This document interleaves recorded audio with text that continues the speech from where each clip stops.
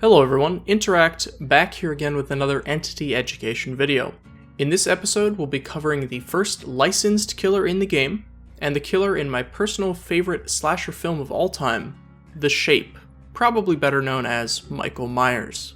As always, I'll have timestamps up on the screen right now, and also down in the description below if you want to skip around the video.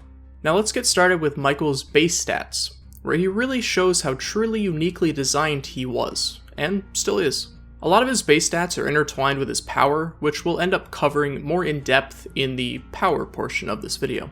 You'll start the game off in what is called Evil Within Tier 1, where you will have a movement speed of 105% or 4.2 meters per second, which the astute among you will notice is just barely more than Survivor's normal running speed.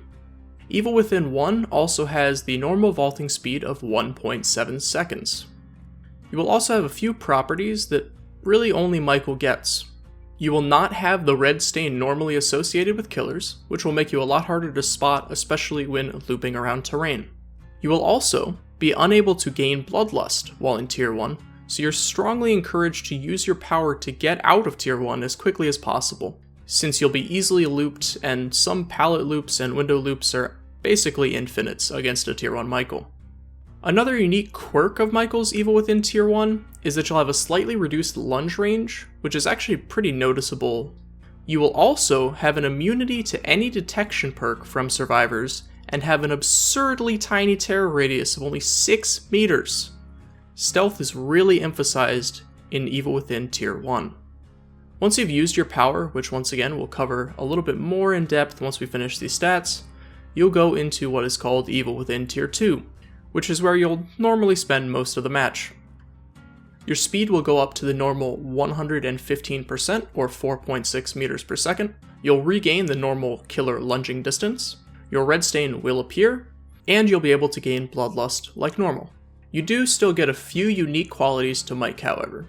You'll gain a slight increase to your vaulting speed, making it take only 1.5 seconds, and your terror radius will go up to 16 meters. Still less than any normal killer. Once you've used your power enough to reach Tier 3, this is where you'll really start popping off. You'll still have the red stain, you'll have your normal 115% movement speed, and your terror radius will go up to the default 32 meters. However, you will gain a slightly increased lunge distance. All of your attacks will instantly down survivors, and your vault speed will become 1.3 seconds, only slightly slower than a survivor's medium vault. So with those base stats out of the way, I want to briefly touch on a unique mechanic that was introduced with the Halloween chapter. This will have a big bearing on his perks later on in the Teachable section of the video, as well as the gameplay of any given match when the obsession mechanic actually shows up. The obsession mechanic is something that will only come into play if either the killer or a survivor are running a perk that involves the obsession mechanic. This means that if you aren't running any of these perks that have an obsession somewhere in the description, you can be 100% sure that at least the obsession, if not more than just the obsession, are running an obsession perk. Most commonly this will mean that the obsession has Decisive Strike. Do note that only a single survivor can actually be the obsession. There will never be two obsessions in a game. But that doesn't mean that they can't all be running obsession perks. They just kind of function differently whether they're the obsession or non-obsessions. The obsession will have the little entity claws around their name in the bottom left, and as of a little while ago, the claws will move anytime the obsession is in a chase, notifying both you and all survivors that the obsession is being currently chased. This can be helpful for you to know who might have obsession Decisive Strike, so you might want to juggle them to a hook, but do also know that all the survivors will know that you're chasing the obsession and will probably feel pretty safe to just sit on a generator and work on it. So try and end your chases with the obsession as quickly as possible. So with that quick discussion about the obsession mechanic out of the way, let's get into Michael's power, or should I say powers? He was kind of one of the first killers to sort of have two powers. However, for the most part, since the tiers of his Evil Within are passive, you don't really have to juggle multiple powers as much as some other killers like the pig. His main power, and how you level up your Evil Within tier, is called Stalking. You press and hold your power button, defaulted to mouse 2 on the PC, and you will enter the stalking animation, where your movement speed will be slowed, you'll have a slightly warped view, and any survivor within roughly 32 meters of you will become highlighted as long as you can see them, and you'll notice that your evil within meter will start gaining progress. Your movement speed will be even more hampered while stalking a survivor, as opposed to just using it and walking around without a survivor in sight or in range. Without a dev kit or the source code, I can't really confidently say what your movement speed gets slowed down to. It's hard to test it, especially the extra hampered movement while stalking a survivor, with any consistency. And yes, I have tried to get in touch with the devs multiple times. I even went as far as to communicate with a few fog whisperers to see if they could use their connections to get me a line in on the devs. I've still got really nothing to show for this kind of communication so far. Do note that once you reach evil within tier 2, you can never drop back down to tier 1, but once you reach tier 3, you'll have a base time of 60 seconds before it will drop you back down to tier 2. When you reach tier 2, a music cue will be played globally for every survivor on the map. Doesn't matter how far away they are. The same will happen for when you reach tier 3, and when you drop back into tier 2. So once you reach tier 2 for the first time, every survivor on the map will know that Michael Myers is the killer. While stalking, you'll notice that survivors will start off with a white aura around them, which will slowly turn into a pinkish red, and finally end up as almost an orange color. Once they've reached this orangey color, you've stalked them as much as you're allowed to, and will be unable to gain any more evil within progress from them for the rest of the match. Managing your stalking is something I'll cover a little bit more in the how to play section, but just keep this in mind for now. Now we have to get into some weird math, and I ended up having to make a little graph for this, which I might put up on screen, but it's really hard to read, so I might not. Because the way that stalking actually works is kind of interesting. As I said, you have a maximum stalk range of roughly 32 meters, and you can stalk a survivor up until being basically point blank in their face. If you're at the maximum range of the roughly 32 meters, it will take you about 9 seconds of pure stalking action to reach the next tier of evil within. This scales linearly up to a minimum amount of time required of about 4.5 seconds if you're right up in their face. This means that if you're about half distance, roughly 16 meters, it'll take roughly 7 seconds base time to go up to the next tier. Basically, you're more efficient at gaining evil from stalking the closer you are to a survivor or a group of survivors, since the amount of survivors stalked at any one time doesn't seem to make a difference in terms of how long it takes for you to move up a tier. Basically, it seems that there's an amount of evil that you're allowed per game, and it's split between the 4 survivors. I can't really confidently get into the numbers. I have a rough estimation of it, but I'm not even going to bring that up because I'm not even like 60% sure that this is how it works. But essentially, it feels like you're allowed a certain amount of tier 3 evil withins, baseline. And basically this is split between the 4 survivors.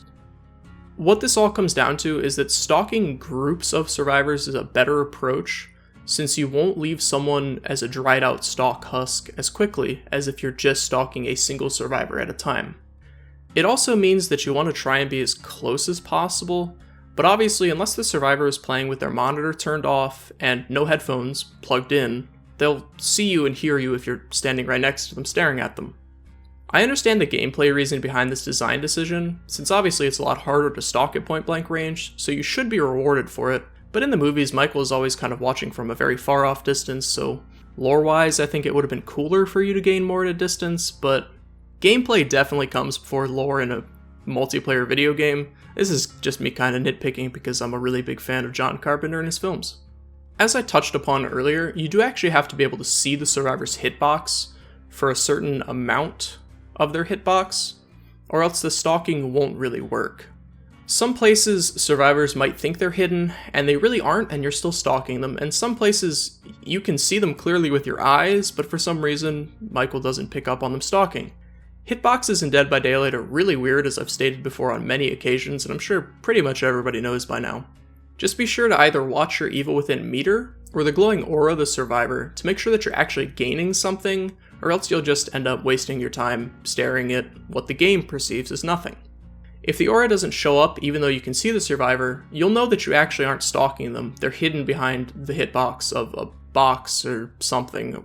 Michael does have a different animation for his movement when he is stalking, so survivors will know that you are trying to suck them dry, and you also lose all collision while stalking, so you can't just kind of stick a survivor in a corner and stare at them menacingly forever until you rank up. Now let's get into Michael's add-ons. Starting at the common tier, we have tacky earrings, which will slightly increase your movement speed while stalking. Due to data mining, we have the hard numbers for these. This seems to be a 10% increase to your movement speed. Next up, we have Boyfriend's Memo, which will slightly increase the lunge range while within Evil Within 1.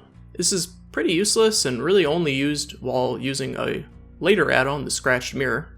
It does mean a 10% increase to your lunge range while in Tier 1, but this isn't really great because you don't really want to be in Tier 1 for very long, and you definitely don't want to be lunging in Tier 1. And the final common add-on for Michael is Blonde Hair. This will slightly increase the duration of your evil within Tier 3 at the cost of slightly increasing the amount of evil required to reach Tier 3. This means your Tier 3 will last for an extra 10 seconds or 70 seconds total, and the stalking requirement goes up by 50%. Based on my math and testing, this means it will take between 13.5 and 6.75 seconds to go up a tier of Evil Within, based on the distance between you and your stalkee. This add-on and all of the other increases duration of Evil Within Tier 3 add-ons have an odd effect that isn't mentioned on the add-ons themselves anywhere. Once you go back down into Tier 2, because your Tier 3 is run out for the duration, you won't get reset like you normally would back down to 0%. You'll still have roughly 35% of your Evil Within progress towards Tier 3 left in your meter. Yes, I did measurements and math for this because I had to get this number, and I'm also an insane person. Moving on to Michael's uncommon add-ons, we start with an interesting one, Reflective Fragment. This will make your Evil Within Tier 2 stalking reveal the auras of survivors who have been stalked for at least 1 second, and the aura will stay visible for 2 seconds. This isn't really all that useful, since how far can they really get in 2 seconds, but it isn't totally worthless. Next up we have Memorial Flower, which will slightly increase the rate at which evil is gained while stalking. This means an 11% increase to your stalking rate, meaning it will take between 8.01 and 4.005 seconds to go up a tier of Evil Within, depending on your distance from the survivor. I really don't know how many significant figures they use still. Next up, we have a continuation in the basically worthless speed increase add-ons, Jewelry. This will moderately increase your movement speed while stalking, which means a 20% increase. Following that, we have another continuation, this time in the add-ons that increase your Tier 3 duration. Hairbrush will moderately increase the duration of your Evil Within Tier 3 at the cost of slightly increasing the amount of evil required to reach Tier 3. This means your Tier 3 will last an extra 20 seconds up to a total of 80 seconds, and the stalking requirement will once again be increased by 50%, much like the blonde hair. Next up, we have basically a filler add-on, Glass Fragment. This will make it so your Evil Within Tier 1 will reveal the aura of survivors who have been stalked for at least 1 second, and the aura will last for a duration of 2 seconds. And the final uncommon add-on is a pretty good one that you might actually use, Dead Rabbit.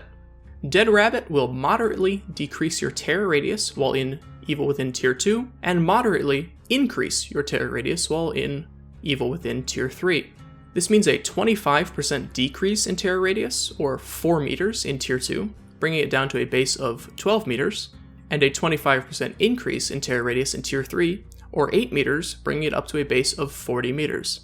This does stack with the perks Monitor and Abuse and Distressing, although I'm not entirely certain how the math is calculated, which comes first, the perks or the add-on.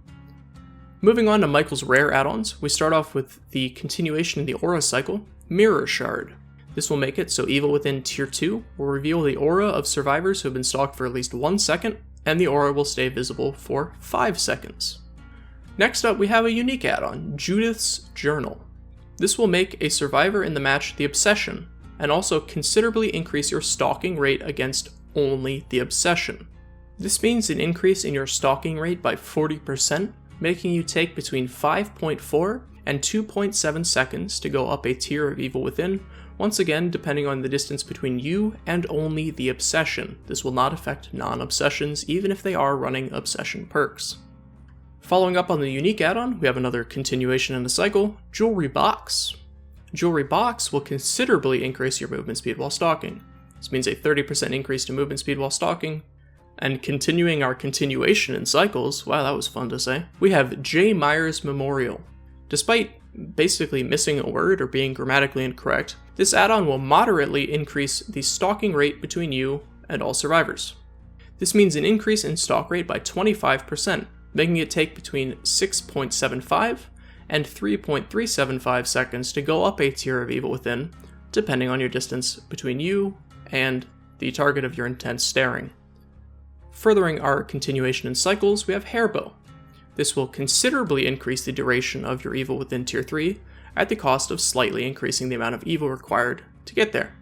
This means an increase in your Tier 3 duration by 30 seconds, making it last 90 seconds total. It also means an increase in your stalking requirements by 50%. Moving on to Michael's very rare add-ons, we get some nice, unique add-ons. Starting off, we have the worst one, Vanity Mirror. Vanity Mirror will make it so you cannot go past Evil Within Tier 2, meaning you don't get any instant downs. What does this drawback get you to make it worth it? Well, firstly, it lowers your speed slightly, which is basically just a slap in the face. Surely this gives you something nice to make it all worth it, right? Not really. You'll gain the ability to see all survivors' auras while stalking as long as they're within 16 meters of you, while you're in Evil Within Tier 2, and you'll also gain 100% extra blood points for the hit score event in the brutality category, and an additional 150% blood points in the deviousness category for any action. This is pretty much just a bad blood point add-on that has a lot of extra text. This will also decrease your movement speed by 7%, bringing you down to 108% speed, which is slower than any other killer except for the nurse. All of this for a little bit extra blood points and the most pitiful wall hack ever. Yeah, not worth it. Moving on from that disappointment, we have one that you might actually use, Tombstone Piece. This will grant you the ability to straight up kill any survivor while you are within Evil Within Tier 3, at the cost of disabling your ability to stalk while in Tier 3, considerably increasing the amount of evil required to reach Tier 3, and draining you all the way back down to Tier 2 once you've killed your single survivor. This means that it will increase your stalking requirement to reach Tier 3 by 150%. A note about how to actually use this add-on. Once you're in your Tier 3, you need to walk up to a basic hit range of a survivor who is actually still standing, so you can't down them, and then you'll see a prompt on your screen. You'll tap mouse 1, just tap it, don't hold it, and you'll go straight into the Mori animation. If you try to lunge, you won't grab them and Mori them, you'll just lunge and hit them like a normal Tier 3. Now we move on to the add-on that Vanity Mirror wishes it could be, the Scratched Mirror. This will make it so you cannot progress past Evil Within Tier 1, but lets your stalking ability show you the aura of any survivor within 32 meters, much better range than 16, and will also give you 100% blood points for the hit score event in the brutality category, and 200% blood points in the deviousness category. Why do I say this is so much better than Vanity Mirror, you might wonder? Well, remember that while in Tier 1, Michael has a base terror radius of the teeny tiny little 6 meters, and also doesn't have a red stain. This is the ultimate add-on for stealth and jump scaring. Do keep in mind that you're permanently stuck in Tier 1, so you won't gain Bloodlust, you'll only move at 105% speed, meaning you can pretty much be looped to hell and back with ease. The final very rare add-on for Michael is Awful, Lock of Hair. This is a continuation in the hair cycle and once again is just awful. This will tremendously increase the duration of your Evil Within 3 at the cost of moderately increasing the amount of stalking required to get there. This means your Tier 3 will last an extra 40 seconds, bringing it up to a total of 100 seconds, but it will increase your stalking required to get there by 100%. Now we move on to Michael's 2 ultra rare add-ons, since he actually has them, because they started designing them with the Halloween chapter. We'll start with Judith's Tombstone, which will do a lot of things. It will give you the ability to Mori survivors standing up, much like the Tombstone piece. It will also disable your ability to stalk while in Tier 3. It will tremendously increase the amount of evil required to reach Tier 3. And finally, moderately decrease your movement speed. Note that unlike Tombstone piece, this will not drop you back down to Tier 2 once you've Mori'd someone on their feet. The stalking requirement of 200% means that it will take you between 27 and 13.5 seconds to get to the next tier. And the final add-on for Michael is Fragrant Tuft of Hair. This will give you an unlimited duration of your Tier 3 once you reach it, at the cost of making it take tremendously more evil to reach tier 3. This means it will increase your stalking requirements by 200%, which, as I just stated, will make it take between 27 and 13.5 seconds to reach tier 3 of Evil Within, depending on the distance between you and the person you're staring at. Understand that with this add-on, the amount of stalking required means you're not going to be able to get it all from a single survivor. You're going to need to be able to seek out multiple victims. This can be combined with Judith's Tombstone, the other ultra rare, to make it so once you reach tier 3, you just basically win as long as you can find every survivor on the map and mori them while they're standing. Doing so will unlock an achievement known as Evil Incarnate, which is a massive pain to do. Trust me, I have all of the achievements unlocked, and this one was one of the hardest. I'll briefly cover this double ultra rare build in the meme build section later on in the video. Now with all the add-on talk out of the way, let's talk about how you should be playing Michael Myers, or the Shape. Honestly, I feel like there isn't too much to talk about when it comes to playing Michael Myers outside of just having good killer fundamentals, which I would have to do a completely separate video for. But there are a few tips I can give you on how to effectively use Michael Myers and his power. One thing to know about Michael Myers is that you aren't forced to continue stalking a survivor until you reach the next tier of Evil Within. This leads a lot of players to, quite properly, stalk until they get to about 99% of the way to tier 3, and then wait for the best opportunity to pop tier 3 instantly and get a few instant downs. This is basically the most common strategy and thing I can tell you about playing Michael, and you should try to make sure you don't accidentally go into tier 3 when doing this. It takes a little bit of muscle memory to actually get the timing for how long you can stalk with certain add-ons to get to 99 or roughly 99%. Honestly, if you even get to like 90 or 95%, that's pretty much good enough, since once you get right up behind a survivor, you just tap M2 and you're going to be hitting tier 3 almost instantly, and then just hit them and down them. Something that I would typically recommend doing is trying to mix up when you're hitting survivors in tier 2 and when you're stalking them to try and get your tier 3 charged up. There are some loops where you might know that you're not going to be able to catch them, and you really just want your tier 3 to get charged up. So instead of swinging at them while they vault a window or making them drop a pallet, you might just want to stalk them a little bit and bank on the fact that you'll be able to catch them and then tier 3, pop that quickly, hit them, down them with a single hit, faster than you'd be able to do it by hitting them in tier 2, having them run away with the speed burst, and then you catch up again, they do another loop, and then you hit them again to down them. This really comes down to just practice and personal preference. You might want to save your tier 3 for another clutch moment later on in the game. Just try not to fall prey to the too good to use syndrome when it comes to tier 3s.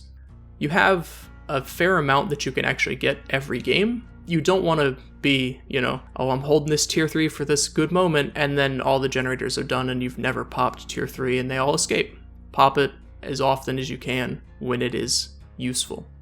Another place to stalk is at pallets when you know they're going to throw it down and you aren't going to be able to land the hit on them. This way, they're stuck in the animation of them slamming the pallet down, and you'll just kind of sit there and stare at them and avoid getting stunned. Obviously, this takes a bit of getting used to, and experienced survivors might know that you're going to do it and not drop the pallet, and there's a lot that goes into it, but basically you want to make sure that they're going to throw down the pallet, it's not going to hit you, and you're stalking them the entire duration of this. This can remove the need for running and during on Michael, which I'll cover more in the perk build section of this video. Another thing to be aware of is that you don't move faster while in tier 3 as opposed to tier 2, as covered earlier in this video. This means that if you're chasing an injured survivor, you don't really need to pop tier 3. You should just continue the chase in tier 2, maybe stalk a little bit to get your progress towards tier 3 banked up, but don't pop tier 3 to hit an injured survivor. That's very wasteful. This might seem like common sense, and it is to an extent, but I will occasionally see people playing Michael and using tier 3 for seemingly no reason against injured survivors. The only benefit that you get is an increase of 0.2 seconds in vaulting time, which basically means nothing unless you're on like Larry's or something, and even then you shouldn't waste your tier 3 just to vault 0.2 seconds faster. Something that you'll want to get used to, and will take a little bit of time, is when and where you can actually stalk a survivor, and where you can't because the hitboxes are weird. You'll learn the hitboxes of basically everything in the game if you play Michael or like the Huntress long enough. And since you can't stalk through hitboxes, even if you can still physically see the survivor, you'll want to learn these as quickly as you can. As I said, this helped me learn hitboxes so I know where I can and can't throw hatchets as the Huntress, but we'll cover her more when the Huntress video comes up. Knowing hitboxes and where you can and can't stalk helps out a lot, however, since sometimes survivors will think that they're hidden, when in reality you can see just the slimmest part of them and you're still sucking that sweet nectar out of them to get that tier 3 readied up. Now let's get into Michael's teachable perks. Michael sticks to the pretty typical behavior design philosophy of every character has one useful perk that we made and then two that we just kind of slapped in there, because why not?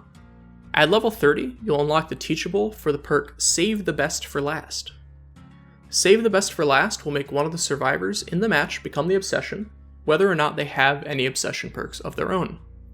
You will earn a token for each hit you land on any survivor who is not the Obsession, up to a maximum of 8 tokens, and you will lose 4/3/2 tokens for hitting your Obsession. Each token that you have will give you a stackable 5% reduction to the cooldown of your successful hits against survivors.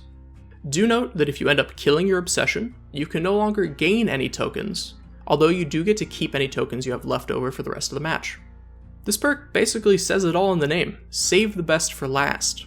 You'll be wanting to mainly focus on, if possible, hitting survivors that aren't your Obsession, since if you manage to reach 8 stacks, you'll have a nice 40% reduction to the cooldown for landing hits, which is actually pretty good. This perk is very strong on so-called M1 killers, since if you aren't using your power to down survivors, making your basic swings not waste as much time by cleaning your weapon can give you a pretty strong advantage. This isn't a perk I would really go out of my way to use, but I know some people enjoy using it on M1 killers like the Wraith or the Trapper, and if I didn't really have any other choice, I wouldn't really be too torn up about running Save the Best for Last. Maybe funny or depressing depending on how you look at it, note about this is using a chainsaw for either Billy or Leatherface, or hatchet hits from the Huntress do actually count in terms of either giving you or losing you stacks, even though this perk does not affect the cooldown of your chainsaw or hatchet. Just a weird thing that I picked up from doing randomized perks on my stream. At level 35, you'll unlock the Teachable for the perk Play with Your Food. Once again, this perk will automatically make there be an Obsession in the match, regardless of whether or not the survivor has any Obsession perks of their own. You will gain a token, up to a maximum of 3, for each time you begin and then end a chase by letting your Obsession escape, or by cheesing it by just looking away from them and letting them walk around a corner, since the chase mechanics in this game are pretty dumb, but whatever, it's not like they designed an entire killer around that. Each token you gain will give you a stacking increase of 3/4/5% to your movement speed. However, any offensive action will spend one of your tokens. This means that even just using your chainsaw to move around, swinging your weapon even if it misses, whatever, you will lose a token. Things that are still technically offensive actions but will not lose you a token would be either pulling survivors off of pallets or windows or out of lockers. This perk is pretty useless and really only has one use case, which we'll cover in the meme build section later on, and I wouldn't recommend really using it in any normal match as any basic killer, since losing tokens is really easy to do, and it's not very easy to gain them, and 5% stacking movement speed up to 15% is just not worth it. And finally, at level 40, you'll unlock probably one of the worst perks in the game from a design and play standpoint, not really from a power level standpoint, Dying Light. Dying Light will make one of the survivors in the game the Obsession. Are you noticing a theme? They came out with the Obsession mechanic with the Halloween thing, and they just kind of went in all on it. All of Lori's perks make her the Obsession, and they kind of just went all out.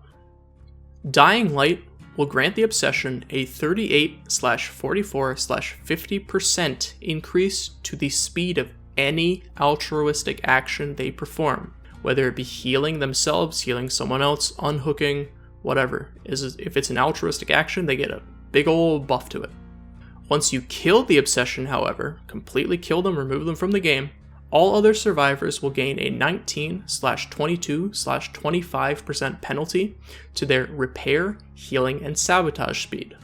This is the reason I hate this perk, and I think it's one of the worst designed perks in the game. This perk basically encourages you to mercilessly tunnel or camp or mori your obsession to make the game extremely miserable to play for the remaining 3 survivors. If you don't do it, you're basically just making your obsession do everything 50% faster. I'm a killer main, and I would not be sad to see this perk removed. This is just an awful, unfun, toxic perk that it does not have a place in this game. It's a horrible perk. I would prefer to see this removed before they remove like Decisive Strike or No-Ed. Now let's get into the perk build section of this video, where as always, we'll start off with a build assuming you're new to the game and just bought the Halloween chapter, and only put points into Michael Myers, and then move on to some more meta builds, followed up with a few fun meme builds thrown in at the end. Starting off with the new player build, where you'll only have access to Michael's 3 teachable perks and the base killer perks, your build might look something like this: Save the Best for Last, Sloppy Butcher, Whispers, and Bitter Murmur. Save the Best for Last is by far Michael's best of his 3 perks, and as long as you can manage your tokens effectively, by getting as many as possible and trying to only attack your obsession when you're in tier 3, so you lose the minimum amount possible, you should be able to get a pretty decent reduction to your successful attack cooldown.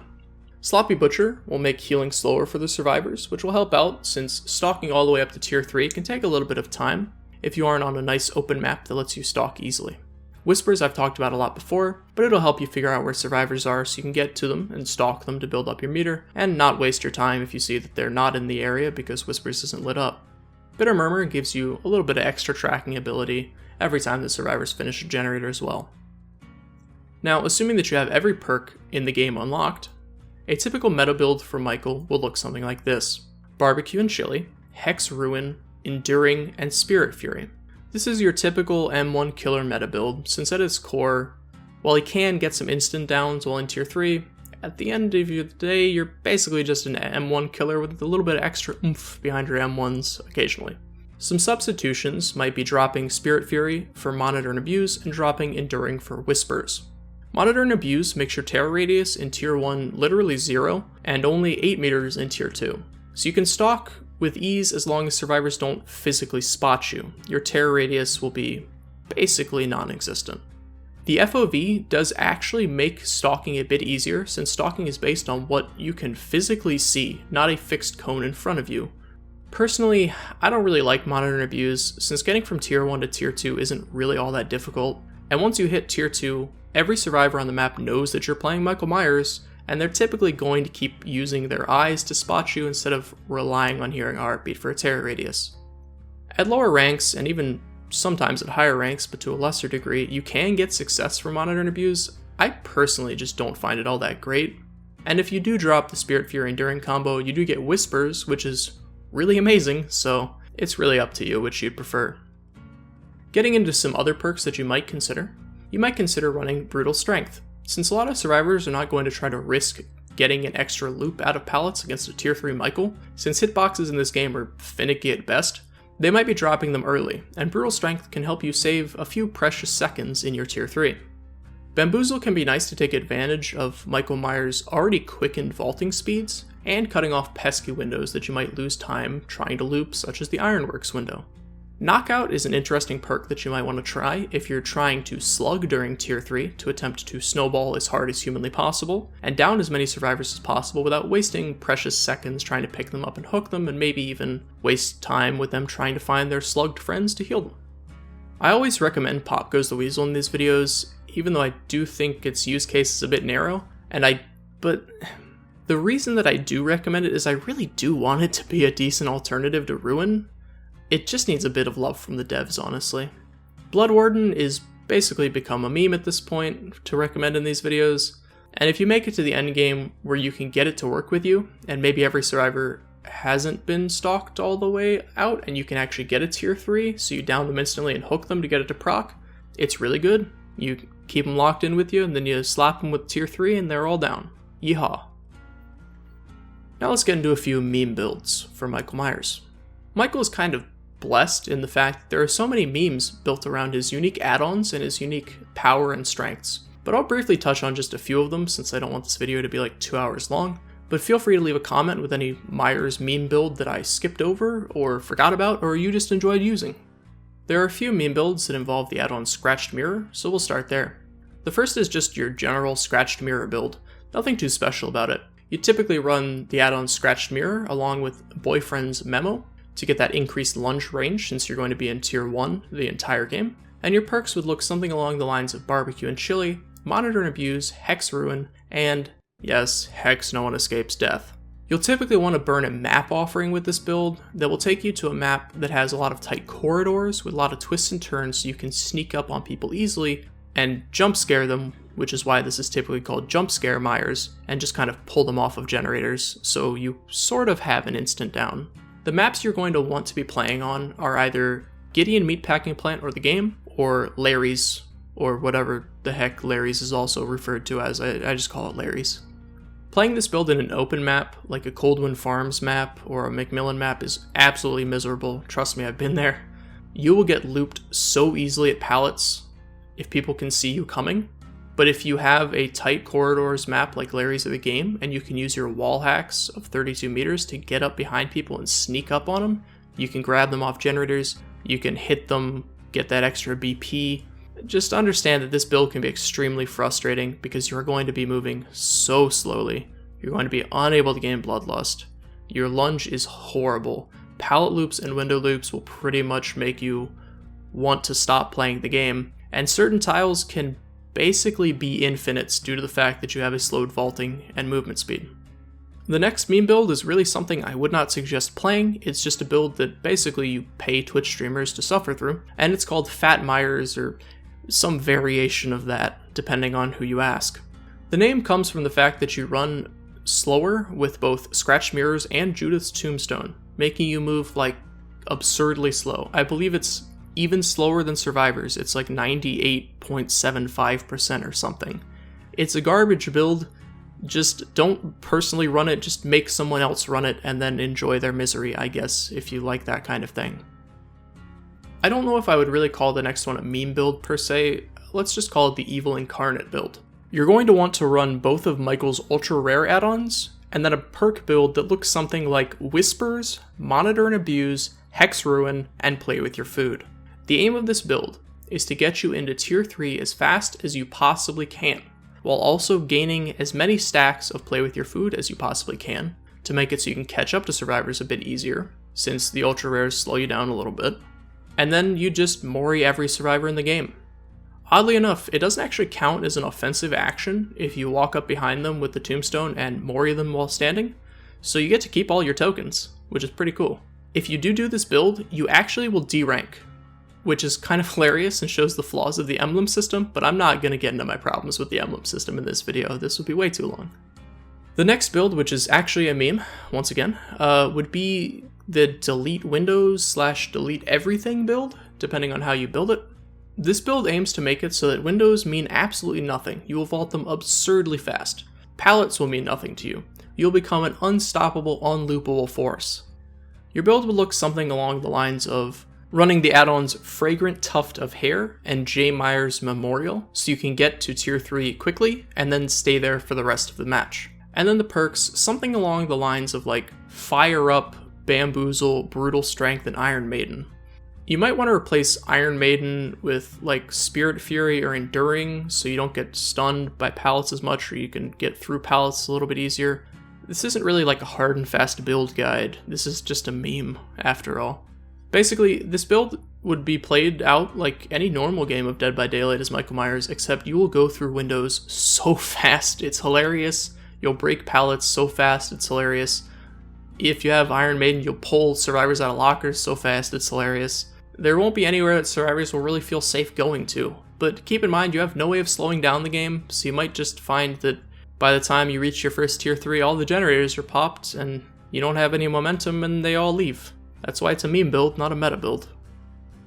And that's it for this episode of Entity Education, covering The Shape, also known as Michael Myers. If you enjoyed this video, feel free to leave a like, leave a comment with your favorite Michael Myers build, or just complaining that Behavior hasn't put out a shirtless Myers skin, which is something that people seem to complain about, which is honestly really weirds me out a little bit, since he's a serial killer, but alright guys, I guess if that's what you're into.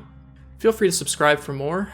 I do have a Patreon as well if you want to donate to that to help support these videos and help support me in making them and paying Adobe's extremely absurd costs. I have a Twitter that will be on the screen and down in the description. I have a Twitch on screen and down in the description that you can follow. Both of those. Watch me stream Dead by Daylight. Follow my Twitter. I basically just post like movie reviews and that I'm streaming on Twitch. Thank you so much for watching once again, guys. I do appreciate it. And I will see you in the next video, which will cover a killer that I can't really remember. I think it's the Hag, but I'm not going to 100% guarantee you that because I don't have it written down in my script, and I don't remember who came out after Michael Myers. Thanks for watching once again. See you in the next one. Bye.